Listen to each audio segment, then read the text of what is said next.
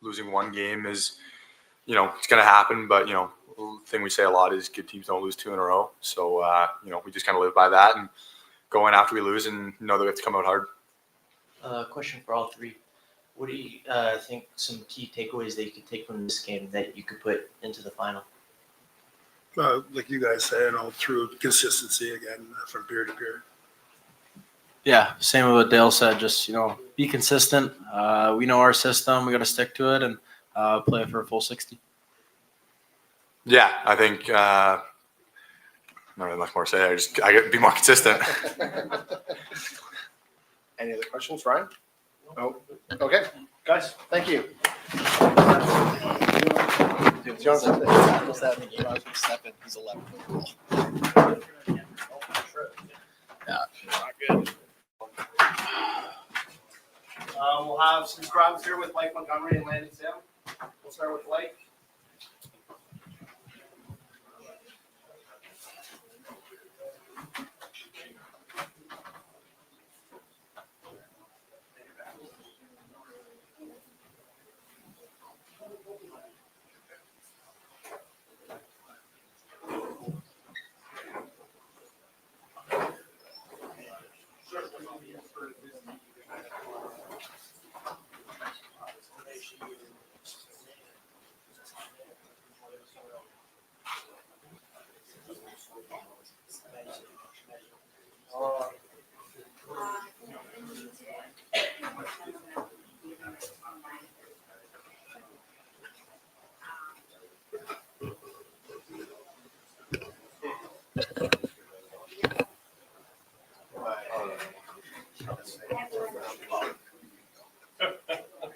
Come on, Mike.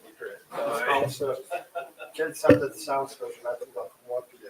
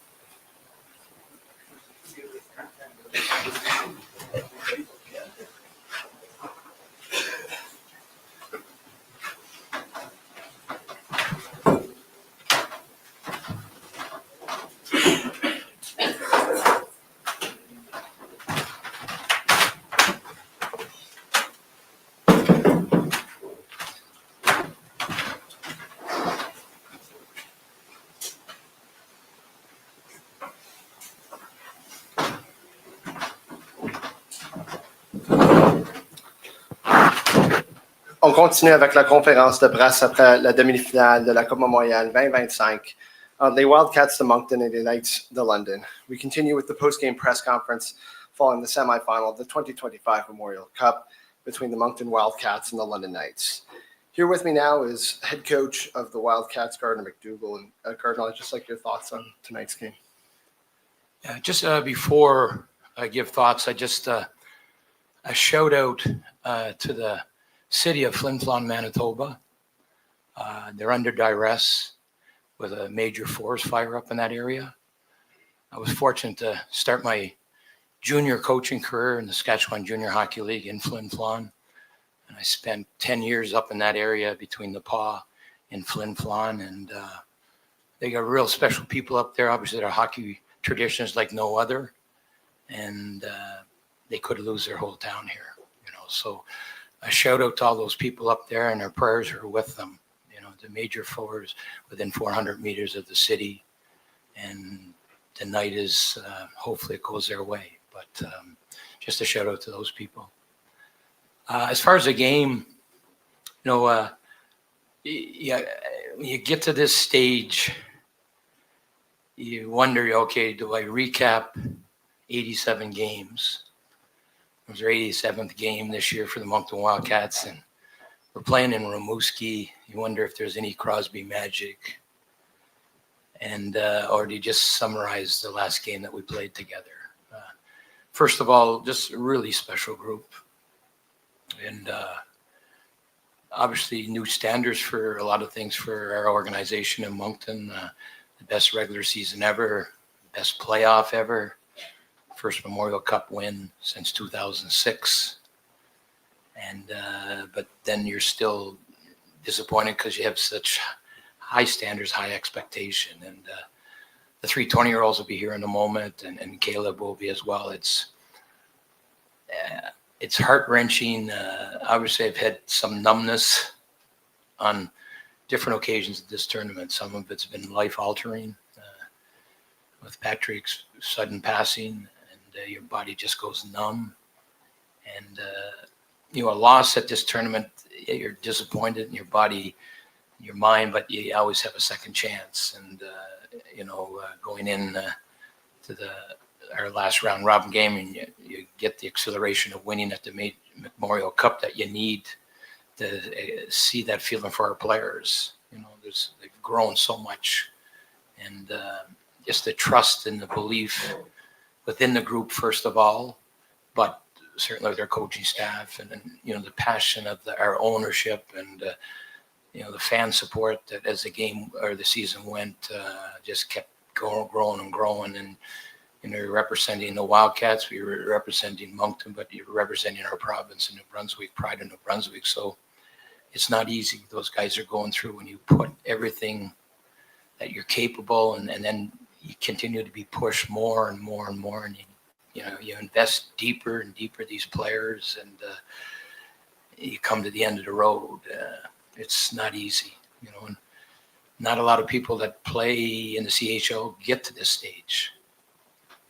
To put everything, have success, have more success, and then, you know, you reach the end of the road here. And you know, as a game, you look at it, probably would like our start to be better, but you know, you put things in perspective. We're down 1, we tie it. And I thought after the first, say, you know, 13 to 15 minutes, I thought, you know, we had a tie. Our power play was going pretty good, both power plays in the first. I thought we made some adjustments in the second, and kind of like made more of an even game, I guess you would say. And the last 5 minutes, sometimes, as I mentioned before, you need a little lady luck. And we'll get a chance to watch the video at some point this summer. But there's a couple of shots from the point that, you know, an inch this way, we have a lead. You know, our goal for this game was to get the lead. We played this team twice. We've never had the lead. We showed some resilience. We've come back 4 different times on them, and that's not easy to do. You know, they're a very, very good team. And I think there's a lot of confidence in our room to be, after 40 minutes, tied. You know, our first meeting of the year, I said, where we go as a hockey team will come down to a third period that you must win. And I think when you get the opportunity. We've been practicing all year with that in mind, that we're going to have a third period. If we win a third period, we'll continue to progress. And just unfortunate, I thought we had maybe our best third period of the tournament, had chances, some glorious chances. And again, a post here, a knob of a stick there, so sometimes that's the hockey gods a little bit. But anyways, overall, just a really, really special group. I'm just privileged that Mr. Irving had the faith to hire myself and my son to the Quebec Major Junior Hockey League and all the teams and coaches in it, just for providing such great opponents all year to make us better. I was really inspired, invigorated to be the coach in the league at my age, and it was just one of those really, really special years. And I have a big new admiration for all the teams in the league, but especially I never got a chance to ever go to Chicoutimi before. Never got a chance to go to Noranda back in 2000 and under 17, to Val d'Or, to Baie-Comeau, to the new rink in Quebec. And the fans are so passionate and they love their team. So it was, as a coach, it was one of those invigorating years that I was really privileged, and it's such a special group with us. They just kept growing. Lots of grit, lots of resilience, so I can't say enough about just the whole, obviously it's bitter, very bitter now. Anytime you get that numbness when you're not successful in the last game. I've been so blessed to be able to be involved with teams that find ways, but the full credit to the group. Obviously maybe one more goal we could ask for at the right moment tonight, but overall it's just been fantastic. I'll try to find an intelligent question after that statement. This morning you told us we have to take the lead. We have to have a good first period. And tonight, after first period, yes, it was 1-1, but you only had one shot, 5-on-5. Do you have an explanation why this week it was so hard for your team to get good starts and get good first periods? It's a good question. And if I knew, we would adjust it. We try different things. You get a lot of experience as a coach, have a lot of trust in the group, and but I guess you look at, it's a process, but it's also results. So, if you told me when we started training camp August 24th, that after the first period, you would play London Knights in the semifinal game, the score would be 1-1, I'm probably going to shake your hand and say, let's try it. But when you see the old experience, you win the season, you won the Gilles Courteau Trophy, but you didn't win here. Is it like a good experience overall for you? The main goal was the Memorial Cup. That's what Mr. Irving told us, and so it didn't happen. So what is your feeling right now regarding the fact that the last trophy was not yours?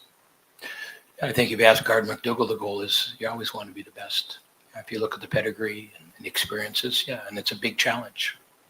It's a really big challenge, and it's gut-wrenching because of the faith Mr. Irving put in us. And but I think, you got numb feelings. Obviously, when you don't win your last game, you're very disappointed as a coach. But the group came so far. You're representing a city, you're representing a province, you're representing our league. So certainly, there's disappointing feelings. I think you look at, it's the other part of it. You just see the growth of the group and what a difference they made. They set new standards, and we just came a little short. The team that we played went through this last year. They call them one of the greatest London Knight teams. Obviously, the history and stuff like that. So, you look at the top core of their players. They've got a little more experience at the top end. They've been at the World Junior tournaments. You look at, the top end, you have those World Junior experience where it didn't go your way. You have the Memorial Cup experience where it didn't go your way. And sometimes it's just a matter of, one play. We had a 2-on-1.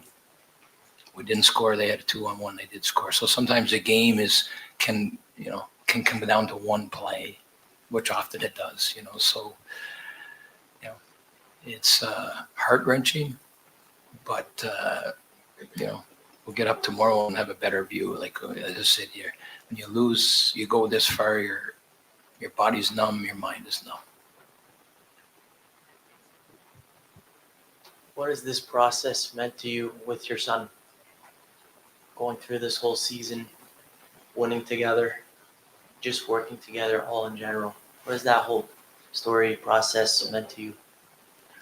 I think, earlier on, I said this is one of the greatest years of my life to be able to share with your son, and he's done a full, unbelievable job as a general manager.